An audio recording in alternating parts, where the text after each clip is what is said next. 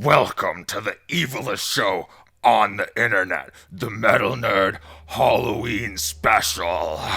And this time, we're gonna be reacting to the evilest, the most gruesome, the most blood-soaked metal videos on the internet. And I'm gonna stop doing that voice and take this mask off. That thing is actually super uncomfortable. Okay, anyways, as I said, this is the Metalnerd Halloween special, and I'm very excited for all of you to be joining me here. So the three bands that we're going to react to today are DIMMU, BORGIR, hope that I said that right, FOR AN AUTOPSY, and of course, CRADLE of FILTH.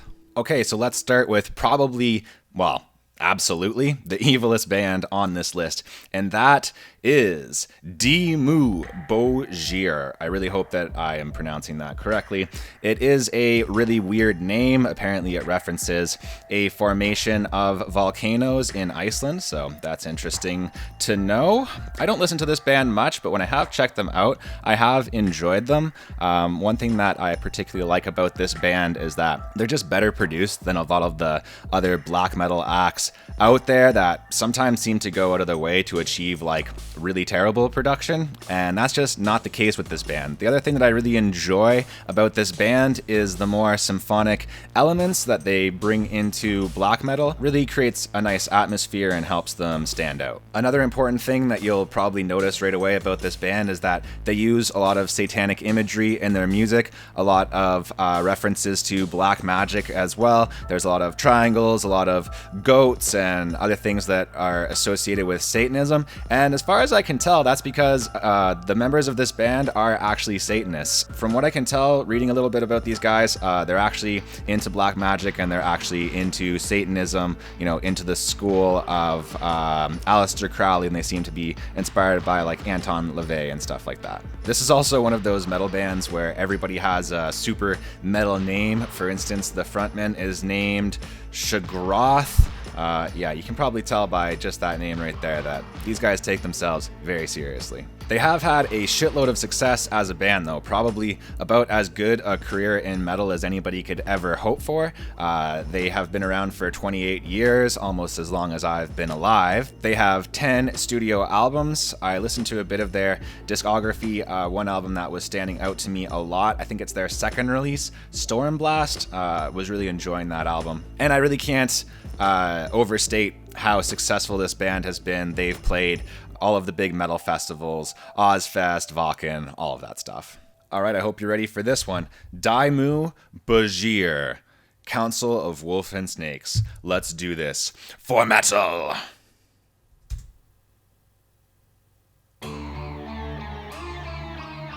Okay.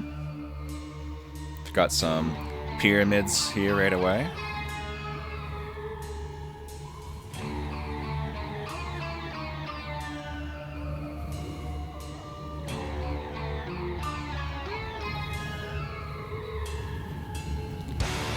Kind of spooky wizard thing going on.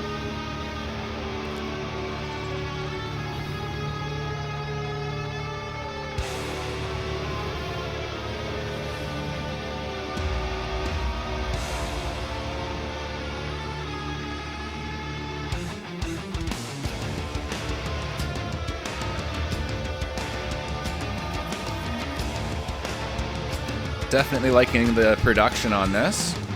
Drums are coming through nicely.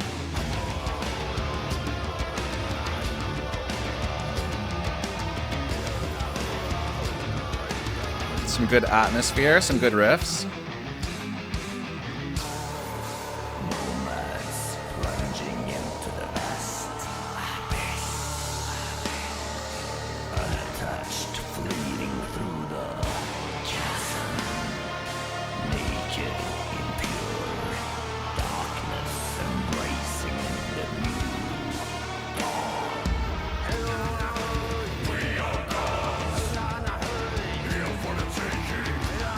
Their drummer's just covered in blood, I guess.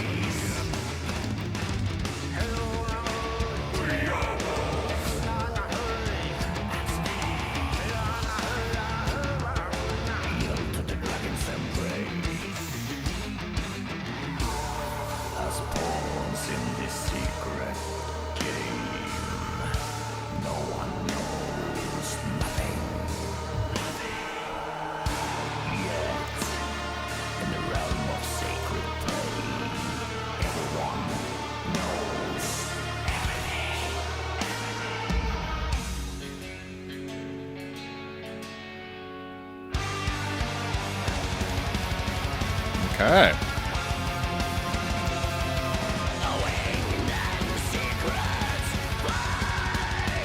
It's getting very black metal now.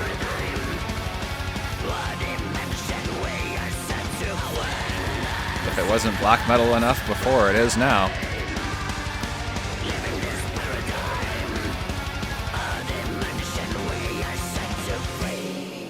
I really like these wave shots here, the shots of waves going backwards and stuff. Really cool. Everything has the same color grade and like weird filter on it. But it's got a vibe.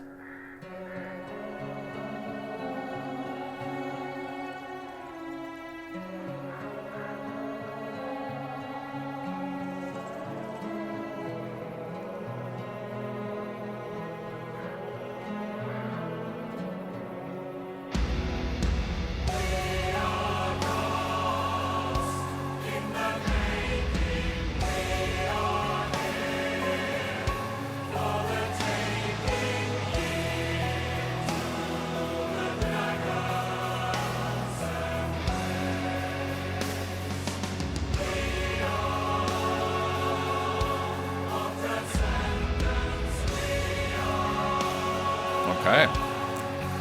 Wasn't really expecting this. Very, like, gospel-y part here. Pretty cool. The song's a bit of a journey.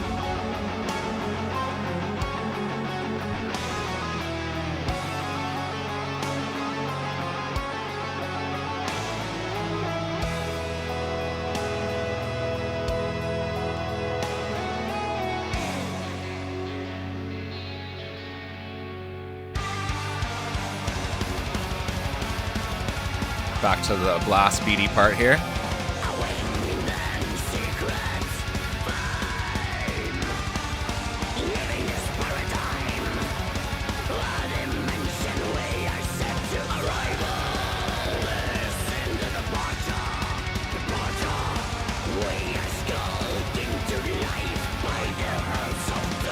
Definitely a good Halloween band, man.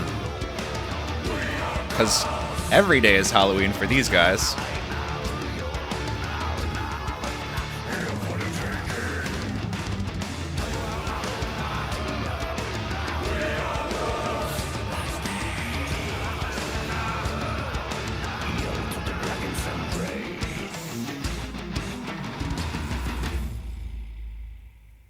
Alright, so this track here, The Council of Wolves and Snakes, I have to say that I did enjoy it quite a bit. It's not 100% my thing. I do like some black metal. Probably my favorite black metal band is Immortal. I do, I guess, tend to like black metal that takes itself a little bit less seriously. When these bands are, you know, so self-serious, sometimes it's a bit harder. I guess that's just not my personality. But in terms of DIMMU, BORGIR here, you do have to respect this band. They've been around for a super long time. They've been creating good music for a while. They've influenced metal in a lot of ways. As I said, I do like the production. I think that they're definitely talented musicians. I do like how they switch up the style of the song quite a bit. There's softer parts. There's, you know, more atmospheric parts. There's parts that are oddly reminiscent of like a church choir. So pretty cool. I kind of dig it. Again, not my favorite band, not something that I'm 100% into and that I 100% love, but a good band for Halloween, that's for sure. Next up, we have Fit for an Autopsy, and unlike the last band, this is a much newer band. They've been around since 2008. They have 5 albums. They are a American deathcore band, specifically from New Jersey. They have a 6th album coming out next year, and this track here, Pandora, I believe is going to be on that album. And we got lucky here. This track actually dropped like a couple days ago, so pretty special occasion for the metal nerd here. In general, when it comes to deathcore and metalcore, not necessarily my personal favorite genre of metal. I guess it's the breakdown, something about the production, just something about the vibe that just doesn't necessarily do it for me a lot of the time. Although I do have to admit, I have really been enjoying Trivium's new album, and since I've started this channel, my views of metal are getting quite a bit more open, I guess. My tastes are opening up a bit, so maybe I'll really dig this band. I don't know. Let's find out. Okay, Fit for an Autopsy, Pandora. Let's get into it. For metal.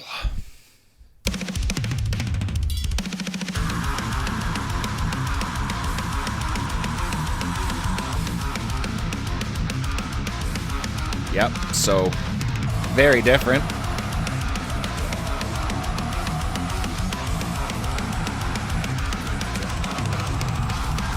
Crazy amount of reverb on those vocals.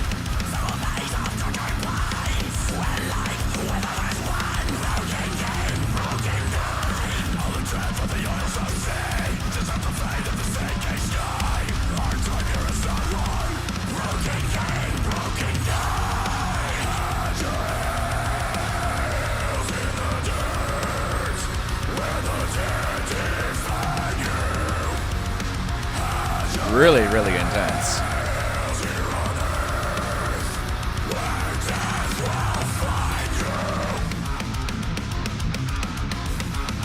This is a pretty sick riff here. But nothing sounds organic, you know?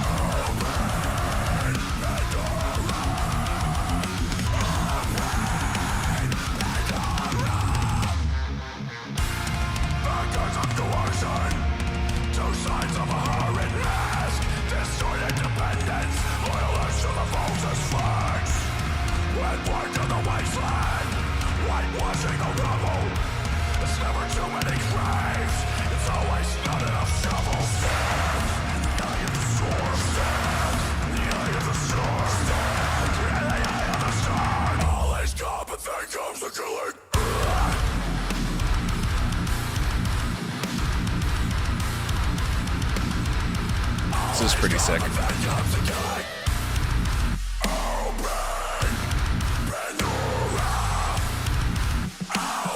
Yeah, getting kind of a Gojira vibe here. I'm liking this part.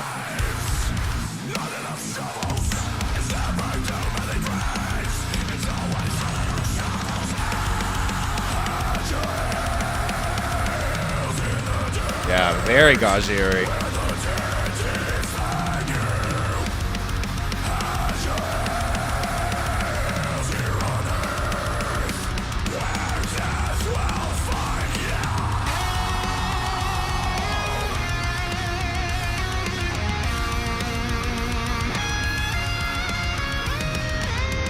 Oh, better put his heart back in.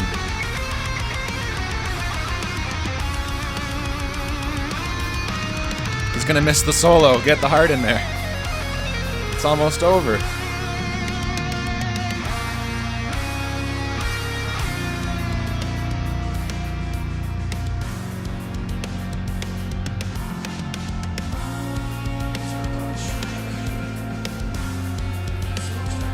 Man, I wonder what the story is here.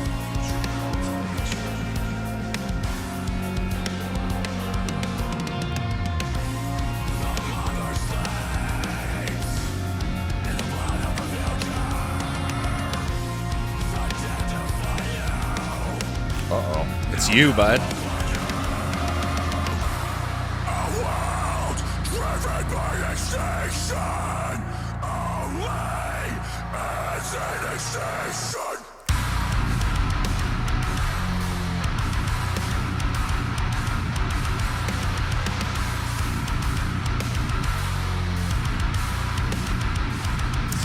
Freaking awesome riff, man. Yeah, genty. You can't even normal headbang, you have to do like a bigger headbang.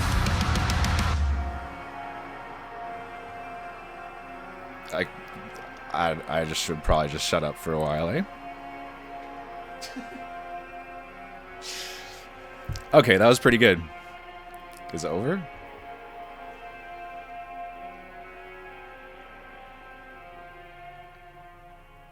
Okay, I like that. All right, Fit for an Autopsy. I have to say, I was very pleasantly surprised by this track. As I said, deathcore, metalcore, not my favorite genres of metal. And there were parts of this where I was getting a little bit worried by the production style. Just the fact that the instruments don't really sound like hearing a live band sometimes. It's like very, very processed, very produced. It's not necessarily a bad thing. It makes for a good sound, and you can get like a huge sound with like tons and tons of guitars. Just doesn't really sound like a band playing live, I guess. I can get over that. I did really enjoy like the heavier parts of this song, like the riffs. The riffs, boy. The riffs were hitting hard. As I said, I was getting some Gojira vibes for sure. Definitely some gent vibes, a little bit of Meshuggah vibes in there. I guess this band deals a lot with like death and loss and stuff like that. That does make sense. Is a pretty good topic for metal, and I guess this is a really good band for Halloween. Not like that fun, I think. Probably, if you want to be a little bit depressed for Halloween, I guess you can listen to this band. But yeah, I am digging it, and I did enjoy it. All right, next band here. All right, we've made it this far, and if you're not completely frightened, if you've stuck with this video until the very bloody and gruesome end, then you are about to hopefully be treated to a good song. I'm not exactly sure. We're going to react to Cradle of Filth, Necromantic, Fantasies. Cradle of Filth is definitely a band that has gone underappreciated by yours truly. It's never been a band that I listened to that much. Mostly I knew them because of the really, really intense t-shirts that they have that you'd see around, and you'd say, oh yeah, Cradle of Filth. They're the band with the super intense t-shirts. An interesting thing, this band also super old. They were formed in England in 1991. Another band that's pretty much the same age as your Metalnerd. Just like, I have to say it again, DIMMU BORGIR. They use satanic imagery on their album art, on their merch, in their videos. But unlike some of those more intense black metal bands, I don't get the sense that these guys are really into Satanism. They basically just think it's funny, as far as I can tell. You can tell by the guy's name, right? His name's Danny Filth. That's a much less serious name than Shagroth. But yeah, more than being influenced by Satanist or kind of black magic philosophy, these guys seem to be more influenced by, you know, general horror, poetry. I get like the sense that this guy's read a lot of Edgar Allan Poe. Oh, and one thing that is actually super enlightening that I learned about this band while I was doing this research, which, you know, one of those moments where I'm just so glad that this is what I do, that I have this channel, and that the fans out there help me learn so much more about metal. Danny Filth is a 5-octave singer. That definitely makes a lot of sense now that I think about it, now that I've heard some of their music in preparation for this video. It's actually a very rare feat. It puts them in a very high echelon of singers with people like Mariah Carey, Prince, Axl Rose, and another very famous metal singer, Corey Taylor. Side note, my boy Devin Townsend's in that group as well, Canadian boy. All right, metal fans, Cradle of Filth, Necromantic Fantasies. Let's do this for metal.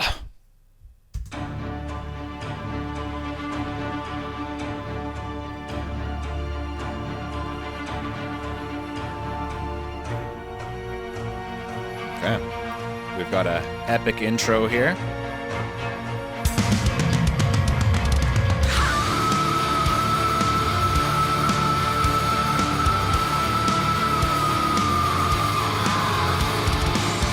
right away, showing off that vocal range that we talked about.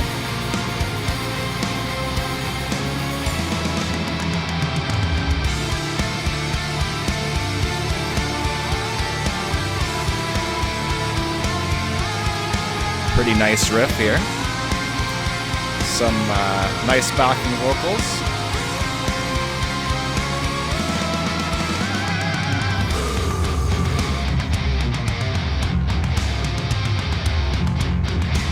Cool video so far. I like that it's not just the band playing. Other stuff going on.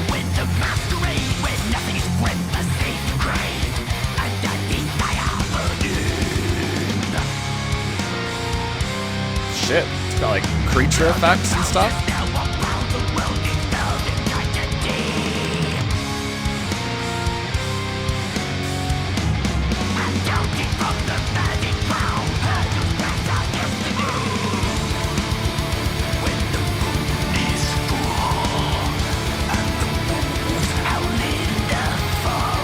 They put a lot of work into this video, man. This is like really good.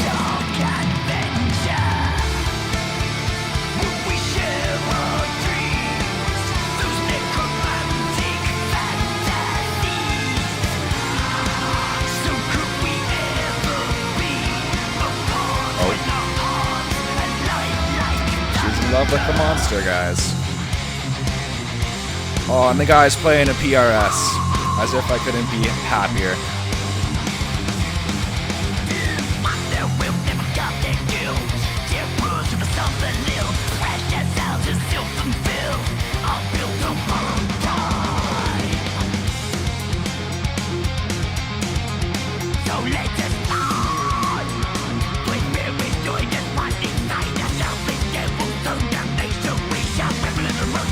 Yeah, the vocals are sick.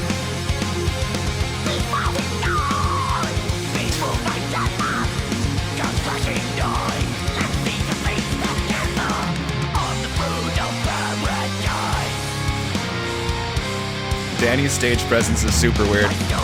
If he's trying to make me think that he's a weirdo, it's definitely working.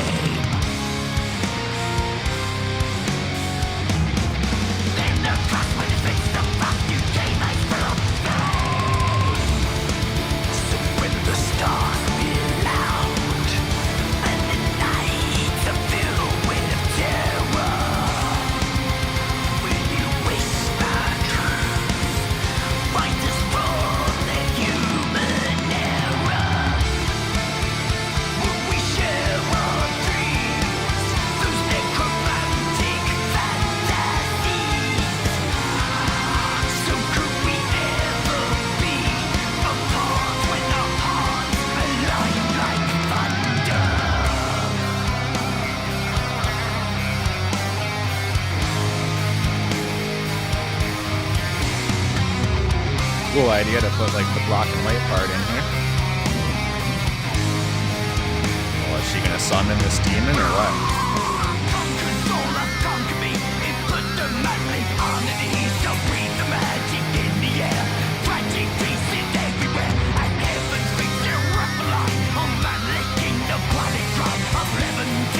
She's horny for this demon, man.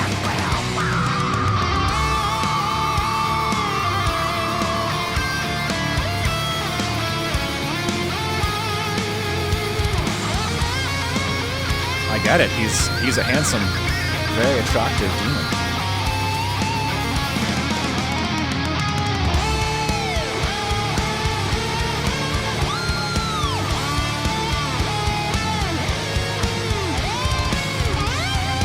Oh no.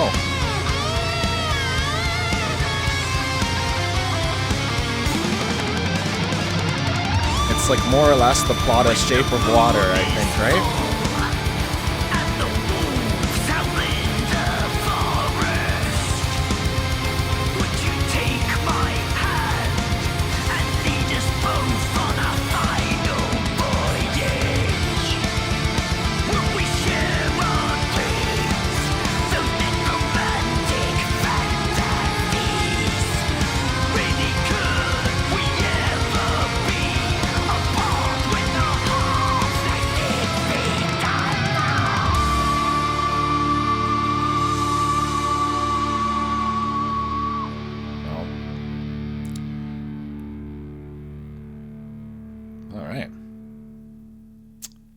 intense. Okay, Cradle of Filth, Necromantic Fantasies.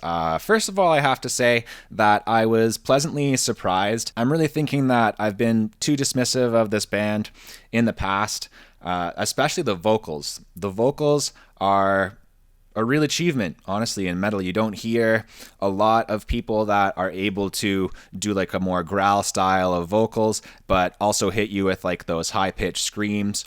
Pretty incredible, and definitely a reason to listen to this band. They put a crap load of work into this video as well. Like they definitely care a lot about the presentation of this music. You know, some bands will just have a video. We reacted to one last week, right, with Semblant, where they're just in a place playing music, and that's pretty much the entire video. This did have that, you know. It had people dressed up on a kind of spooky stage, playing spooky music, but it also had a very interesting, very engrossing story that you could follow along in, and it also had like I said, creature effects, just that next level of production, and I have to give them kudos for that. So that's about all that I have to say, metal fans, on these 3 bands for now. I hope that you enjoyed this video. Hopefully you didn't get too scared. If you want to continue to explore the genre of metal with me, then why don't you subscribe to this channel? I'm making videos every single week. If you want to help me make the videos even better, you can donate to my Patreon. Other than that, I love you guys, and I will see you guys next time.